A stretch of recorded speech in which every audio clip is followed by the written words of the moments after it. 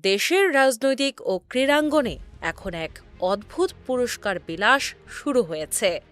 New York ভিত্তিক বাংলাদেশ প্রবাসী নাগরিক কমিটি নামের এক সংগঠন রাতারাতি আপোষহীন দেশনেত্রী বেগম খালেদা জিয়া স্মৃতি স্বর্ণপদক ২০২৬ প্রবর্তন করে ১ ডজন বাঘা বাঘা রাজনীতিবিদের তালিকায় বিসিবি সভাপতি তামিম ইকবালের নাম অন্তর্ভুক্ত করেছে। শুক্রবার এক বিজ্ঞপ্তিতে এই পুরস্কারের ঘোষণার আসার পর থেকেই সচেতন মহলে হাসির রোল পড়ে গেছে। এটি কি গুণের সম্মান, নাকি স্রেফ রাজনৈতিক আনুগত্যের নতুন কোনো মহড়া? পুরস্কার বিজয়ীদের তালিকাটি যেন বিএনপির কেন্দ্রীয় কার্যালয়ের ছোটখাটো সংস্করণ।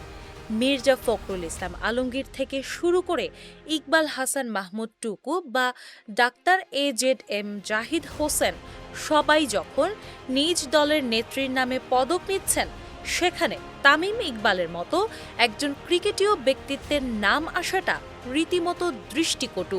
প্রশ্ন উঠেছে, তামিম কি তবে খেলার মাঠ ছেড়ে সরাসরি রাজনীতির পিচে ব্যাটিং শুরু করলেন? প্রধানমন্ত্রীর উপদেষ্টা মাহদি আমিন কিংবা বেগম জিয়ার ব্যক্তিগত সহকারীর পাশে তামিমের নাম থাকাটা তার নিরপেক্ষ অবস্থানের কফিনে শেষ প্যারেক হিসেবেই দেখছেন অনেকে। ২০২৬ সালের শুরুতে বিসিবি সভাপতির দায়িত্ব নিয়ে তামিম ইকবাল দুর্নীতির বিরুদ্ধে হুঙ্কার দিয়ে আলোচনায় এসেছিলেন। বিপিএলের জোড়াতালি মার্কা ব্যবস্থাপনা এবং ব্যাংক গ্যারান্টি ছাড়া দল চালানোর অপরাধ নিয়ে তিনি যেভাবে সরব হয়েছিলেন, তাতে মনে হয়েছিল তিনি বুঝি ক্রিকেটকে শুদ্ধ করবেন। বিসিবির নারী পরিচ্ছন্নতা কর্মীদের বেতন না পাওয়া নিয়ে টয়লেট দুর্নীতি বিরোধী তার কঠোর অবস্থান প্রশংসিত হলেও জানুয়ারিতে বিসিবি পরিচালক নাজমুল ইসলামের ভারতীয় দালাল মন্তব্যের পর দেশজুড়ে যে লঙ্কাকাণ্ড ঘটেছিল, তার রেশ এখনও কাটেনি।